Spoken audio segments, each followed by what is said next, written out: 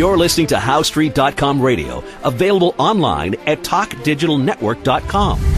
Welcome to HowStreet.com radio, the online source for market opinions. Here is Jim Goddard. My guest is John Rubino, author of several books on the economy, including The Money Bubble. His website, dollarcollapse.com. Welcome to the show, John. Hey, Jim. Good to talk to you again. Well, we're getting closer and closer to the deadline for Greece to make its next serious debt payment. Is this a real deadline, and what kind of an impact is it going to have if they can't meet that deadline? Boy, will this Greece thing ever end? It's amazing.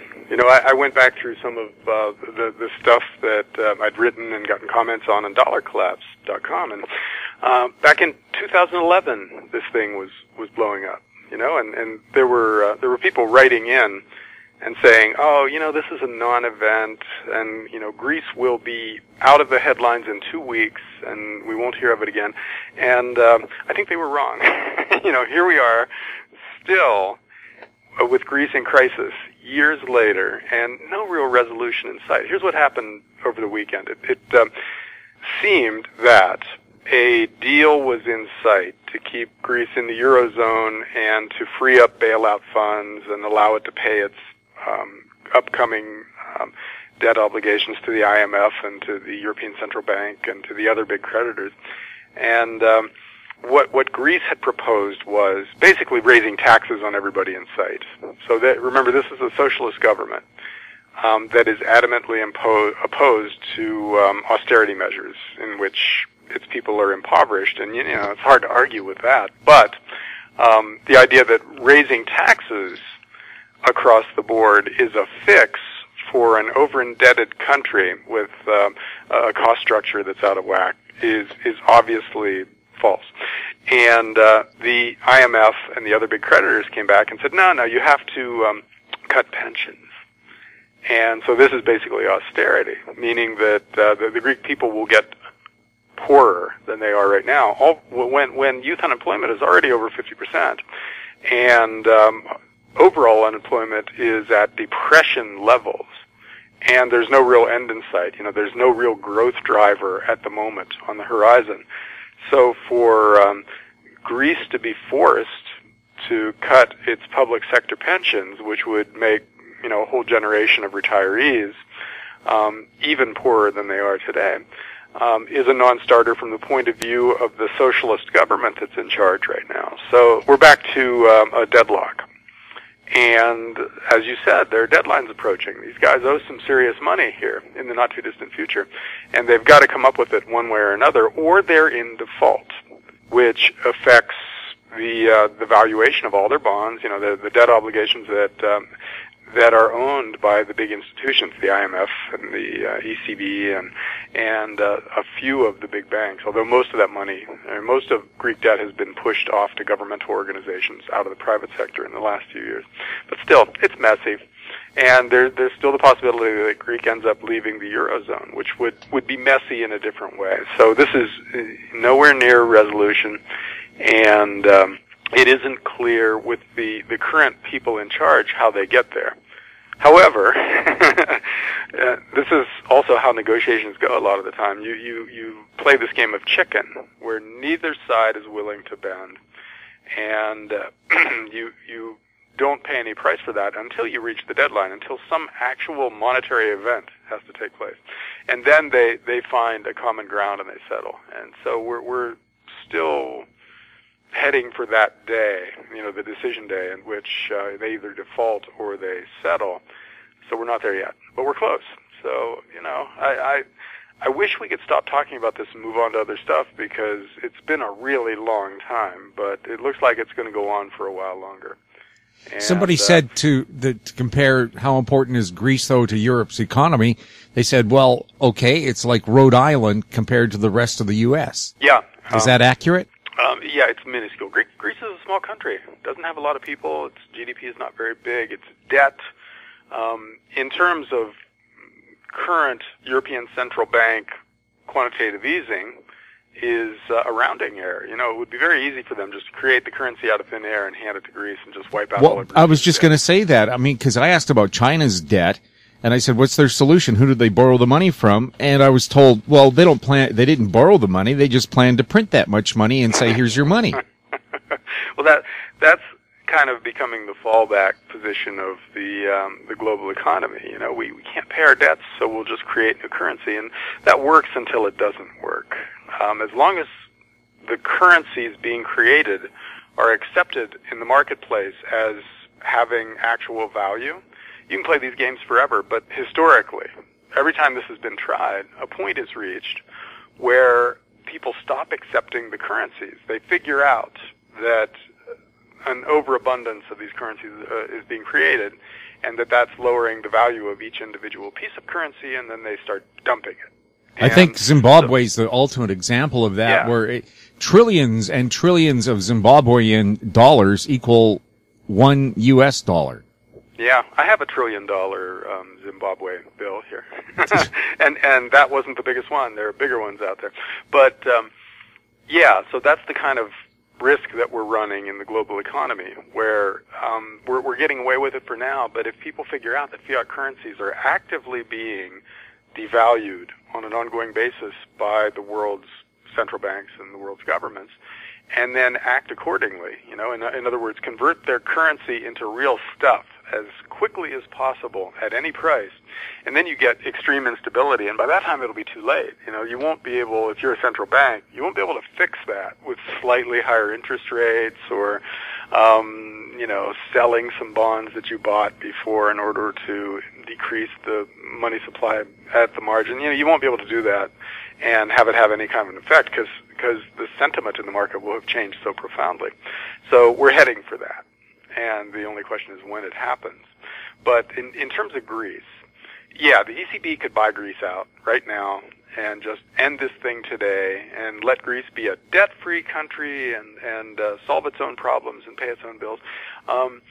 But then Italy and Spain and Portugal all line up for the same deal because they're in almost as bad a shape as Greece is, and have basically the same set of zero options of fixing things on their own. You know, they just can't do this. They're increasing their debt year after year, and there's no end in sight because they have this basic embedded structural imbalance in their government finances, and also really restrictive labor laws that make it hard to start new businesses and to hire people and fire people, and it's just really a hard place for capitalism to function, most of Europe.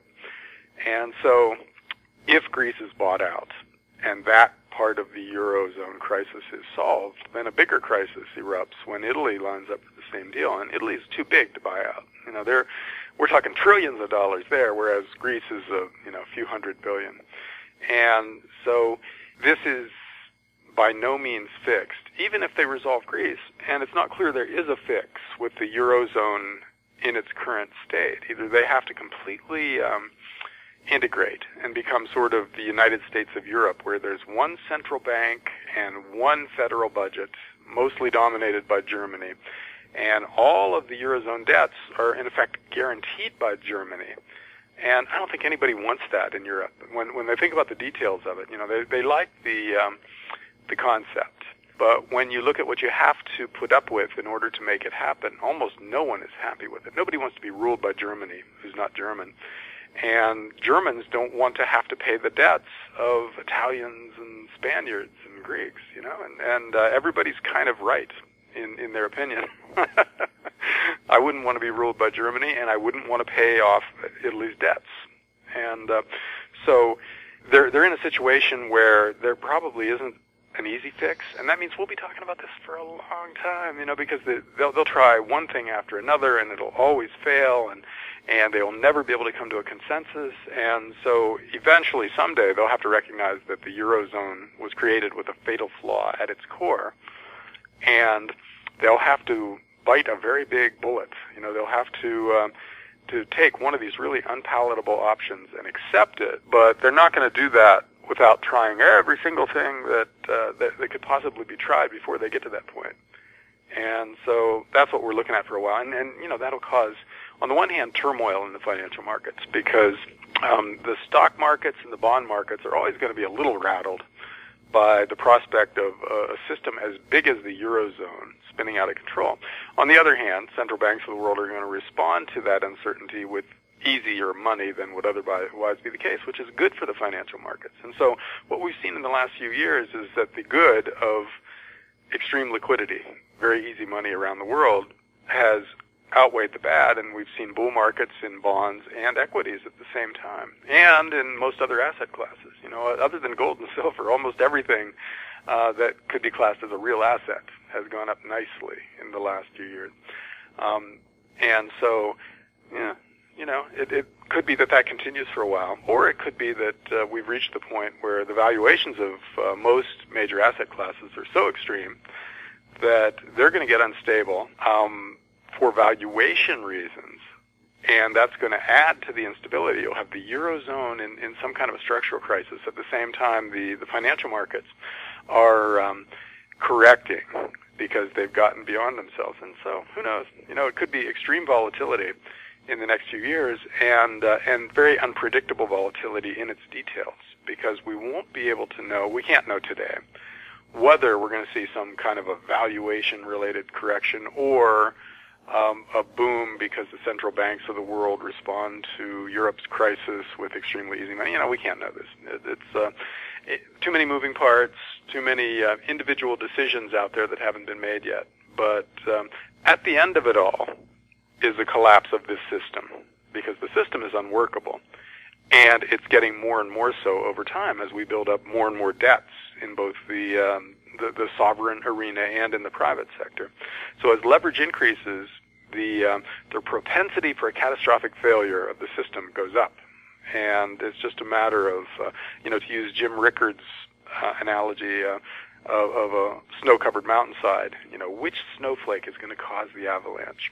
We can't know that. We can't know when it's going to hit, but we can know that when it does hit and it does cause an avalanche, it's going to be an avalanche. It's going to be something really serious. And so we're headed for that. We just can't know when or exactly the details of the crisis when it hits. Are they patting themselves on the back in London for sticking to the British pound and not going to the euro? Oh, I think they are. The UK has its own problems. They're over-indebted and rapidly making the same mistakes that the rest of the world is, but they don't have the Eurozone's problems. And so they're probably very happy that they don't have to deal with this mess. You never hear about the British Prime Minister in stories about Greece. Nobody's calling him names. He's not having to say mean things about Greece's leadership or make hard decisions on the financing of the whole thing. And he's probably really glad of that. So, yeah, for now, Britain is probably very happy that they aren't part of the Eurozone. And they're seriously questioning being part of the European Union. They want a referendum or to get elected this last time around. The current British government had to promise a referendum, whether they want one or not, on staying in the EU and under what terms they're willing to stay in the EU. So Britain is one of the few countries that's going in the other direction. They're resisting the pull of international institutions, and probably that's a good idea. Although, like I said, they're screwing up in other ways, so they're not going to come out of this in any better shape than the rest of us when it all hits the fan. But in the meantime, it's probably a lot more peaceful for them than it is for, say, the French or the Germans. What about in Canada, where the federal government has raided its rainy day fund? It's cut several programs. It's closed important things like the Vancouver Coast Guard base, the busiest in the country. It's got rid of funding for the Vancouver High Angle Rescue Team, which is a specialist in rescuing people from earthquakes. And now we have a secret report revealed by CTV that the billion-dollar contracts for supply ships that Vancouver's shipyards were relying on, well, the government has a secret report saying they don't have the money to pay for it. What kind of a crisis do you think Canada is going to have, because this government is obsessed with having a balanced budget going into the October election? Well, tough choices are necessary for everybody. And on the one hand, obviously, a lot of the stuff you just named sounds valuable. It sounds very useful. But on the other hand, it's nice to see a government actively making hard choices and risking angering major constituencies. So I wouldn't be able to speak to the priorities, whether those are the right things to cut, or whether other things should be financed in their place, or whatever. But I think everybody is faced with the same calculus going forward, which is that we spent too much money and we borrowed too much money in the last 30 years. And now the money's kind of running out one way or another. And so we, as governments around the world, everyone has to say no to some of their constituencies. And that's very painful because this current generation of politicians has never really had to do that. They basically financed whatever they had to promise to the main voting blocs with borrowing from our grandchildren, and so now those debts are kind of sort of coming due. It's getting harder and harder. Well, our federal finance minister even made a joke saying, why are we worried about these programs? So-and-so's grandkids are going to have to pay for it. The finance minister made a joke about it. Yeah, well, it's called gallows humor. But it's an actual fact. Things are really tough, And one of the big problems is we're having fewer and fewer children who will be future grandchildren. Yeah, well, demographics is a huge issue for the developed world because all of our birth rates are falling dramatically. Well, now you can see why they're relying on robots in the future to do the jobs because there aren't the people to do it. That's why Japan's always been so keen on building robots. They've had a labor shortage since the 60s. Those are kind of complementary trends, you're right, that we're automating stuff at the same time we're having fewer and fewer kids. Means we're going to end up with a very different society 20 or 30 years from now. Robot cars on the road and robot servants at home and I could see perhaps that are mostly automated. I was going to say I could see a time when they might pass a law saying, yeah, you can have a robot do that job, but it has to have a human companion, and so you still have to pay the human companion to supervise the robot. It will be like the Jetsons, where he comes home, with a sore finger from hitting the button all day.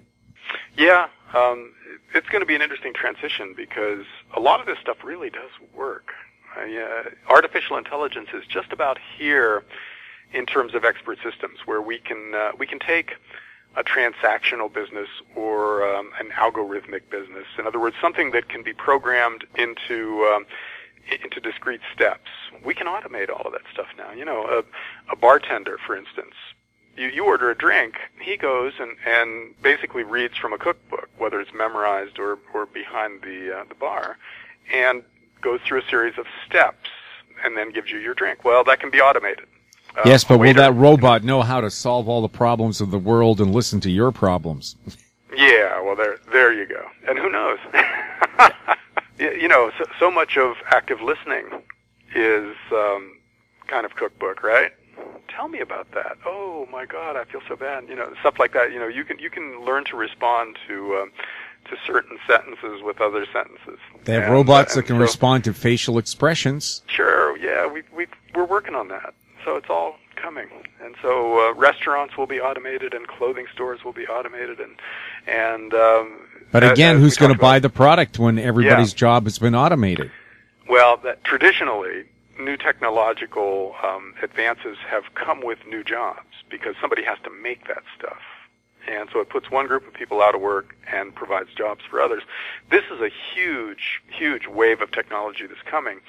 And it's not clear that we create the same number of new jobs as we destroy in the process of automating all of this stuff. So yeah, it's going to be one more thing on top of the finance issues, because even if we didn't have a wave of automation coming, we would still have a huge financial crisis heading our way, just because we've borrowed so much money in the past that we have to do something about that. We have to resolve our debts. And to have it happen at the same time, remember not remember, but in the Depression we had an ecological problem at the same time. We had this huge drought in the U.S. Southwest, which in and of itself, even in normal times, would have been kind of catastrophic for that part of the country.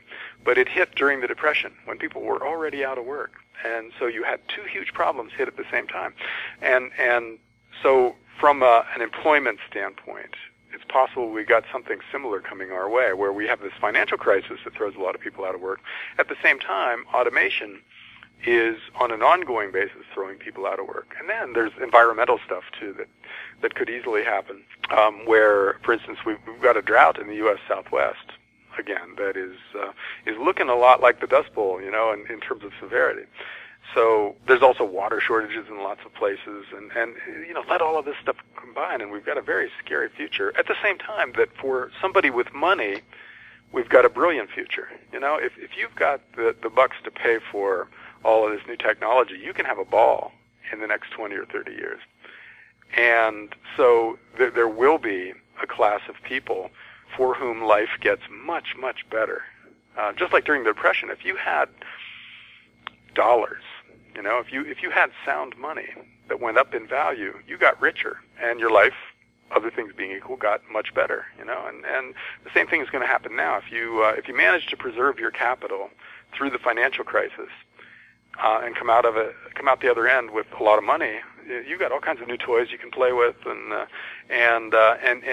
things you can do to improve the lives of your loved ones and the other people that matter to you.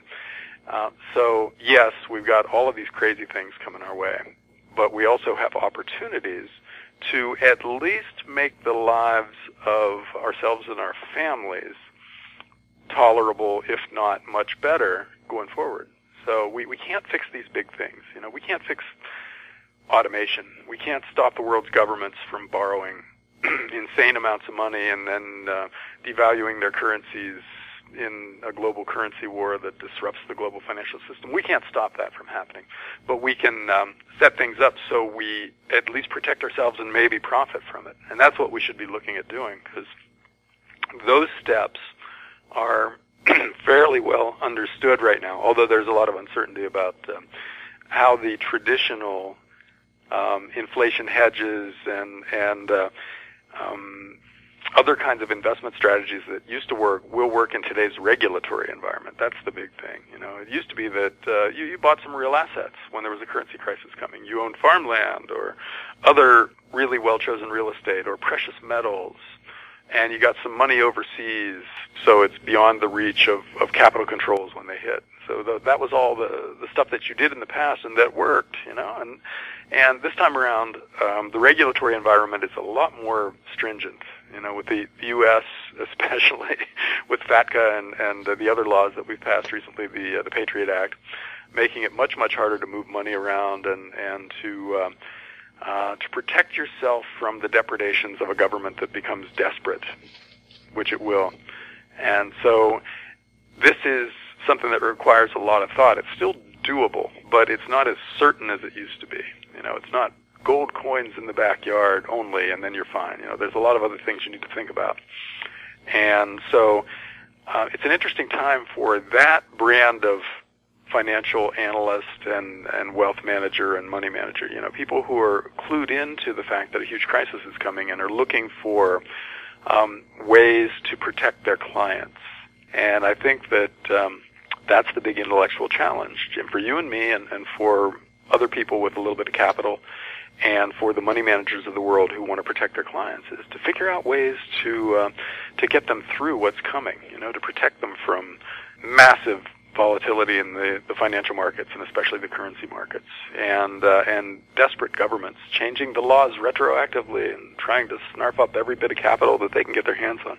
Those are the things we have to deal with, and it's not easy, but it's probably doable. So that's our challenge.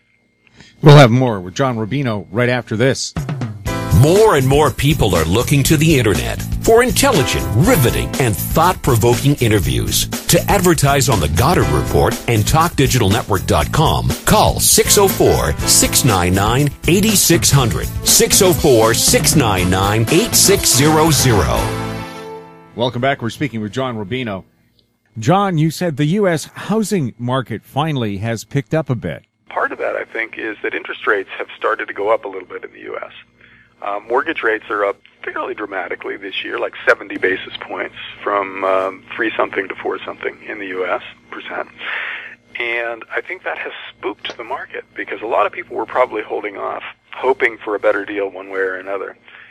And as interest rates have started to go up a bit, buyers have probably decided they they'd just better make that offer right now and get that house, because they don't know if mortgage rates will be 5%. If they've gone from 3 and something to 4 and something, maybe it goes to 5 and something, and maybe that prices them out of their dream house. So they're making offers. Same thing with sellers. They're looking around and thinking, well, if rates go up another percentage point from here, how many potential buyers does that price out of the market? And what happens to the value of my home then? I better accept one of those slightly lower than ideal offers right now. And so you're seeing a lot of activity. But I think that it's not sustainable, because if interest rates go up from here, that really does price people out of the market. So we'll see buying and selling slow down, and certainly, refi activity dry up completely. And if rates go back down, that's probably because there's some kind of an economic problem. The U.S. slowed down more than expected, or the Eurozone crisis finally blows up and the dollar spikes, which is, bad for us in the long run, because it slows our economy down. Stuff like that would be bad for housing and demand in general. And so either way, I think we don't see a housing boom from here. And so the comeback in U.S. housing is suspect. So we'll see. But I think that the gains of the last 6 months or so will probably be reversed out in the next 6 months, or the 6 months following that, depending on how fast interest rates move one way or the other. The problem now with almost any economy out there is that good news can easily be interpreted as bad news, because the overall picture is bad. We owe way too much money, and we got to fix that somehow. So fast growth means higher interest rates, which makes debt harder to manage, and therefore makes the economy a lot more unstable, because there's so much debt out there, there's so much leverage in so many strange places, that higher interest rates could blow up the derivatives market, for instance, or the junk bond market. Meanwhile, lower interest rates, which could be interpreted as a good thing, other things being equal, is usually due to some kind of either government policy where they're pumping out huge amounts of money that they shouldn't be pumping out, which in the long run is bad, or to a slowdown in the economy, which means that asset prices might go down and corporate earnings might go down. So there's no real way to interpret news in just one way, and the emphasis, I think, going forward is going to be on the negative interpretation. In other words, people are going to start seeing all news as bad news. What will happen? What would happen if the UN got together and said, okay, all you nations, right now we're going to have a vote. We all owe zero, and we're starting over again. What would happen if they did that? That's the debt jubilee that people are tossing around as an idea. Well, first of all, remember that all debt is both a liability of someone and an asset of someone else. So if we wiped out, just made debt go away with a stroke of a pen, we would bankrupt all the large holders of debt. In other words, all the banks that you owe money to, you don't owe them money anymore. Where are they going to get their money? And so they would all go bankrupt. So we couldn't do that. On the other hand, we could create enough new currency to pay off all the debt that exists out there. But that would mean there would be an absolutely insane amount of currency sloshing around out there. And remember, that's been tried before. Governments have tried to just monetize their debt in the past, and it's always ended very badly with some kind of a hyperinflation or other crisis. And so, we could try that on a global basis, but there's no reason to think that... what would happen if they nationalized those banks? Well, then we would have a command and control planned socialist economy. We would be Eastern Europe in the 1960s and 70s. And that's not capitalism anymore. So then all the wealth that would be created by capitalist enterprises out there, taking risks and expecting big returns in return for those risks, they'd pull in their horns dramatically. You'd see investment just dry up. Once the government just takes over the banking system, who's next? Are they going to take over the oil companies then? Once they get a taste for owning everything, why would they stop? Look how well it's worked for Venezuela. Yeah, exactly. Where they're rationing toilet paper. Yes, yeah. So we get Eastern Europe, we get parts of Latin America. That's what we would get if we go to the extreme case of just taking over the private sector. That won't work. And so that leaves us with really very few options right now, which is sort of the point. If you borrow too much money, your life spins out of control. You don't have good options anymore. And that's where we are as a society, as a global society. Some parts of the emerging markets are not too highly leveraged because no one would lend them money. And so they're actually in better shape in a lot of ways than the developed world. When the people who could borrow tons of money did it in the last 30 or 40 years. So they maxed out their credit cards. And now we're in the later stages of that process where, the whole developed world is like the family down the street that took out a huge mortgage on a great house and borrowed to buy a couple of big SUVs and a nice boat and big screen TVs. And so they got all this cool stuff, but they owe huge amounts of money on it. And it's getting harder and harder to make those payments. So let them miss a couple of payments, and then the repo men show up, tow the boat away and the trucks, and take the TV out the front door, and then the house is gone. And so you're broke. You looked great 2 years ago, and now you're living in a one-bedroom apartment in a nasty part of town, and still not making ends meet. Well, that's what the developed world is heading for in some fashion. The repo men of the world are going to come after our stuff, and we don't know whether it'll be China wanting to convert all of its dollar bonds into real dollar assets, or some other part of the financial system just saying, we don't want to own this currency anymore and dumping it, or whatever. A financial crisis in some form with some kind of timing is pretty much guaranteed to come when you borrow this much money. And so we can look at catalysts and talk about what could happen all day long, but there's no real way to know which black swan is going to land first. And all you can know is that they're circling. One of them is going to come down, and we will pay a price for our past policy mistakes. Those swans look a whole lot more like vultures to me. John, thank you very much for chatting with us. Sure, Jim. Enjoyed it. My guest has been John Rubino, author of several books on the economy, including The Money Bubble, his website, dollarcollapse.com. You're listening to HowStreet.com radio. Find us on Twitter at TalkDigitalNet. Our YouTube channel is Talk Digital Network. Comments about the show can be sent to info@HowStreet.com. I'm Jim Goddard. Comments made on HowStreet.com radio are an expression of opinion only and should not be construed in any matter whatsoever as recommendations to buy or sell any financial instrument at any time. Available online at TalkDigitalNetwork.com. HowStreet.com radio is a production of HowStreet Media Incorporated.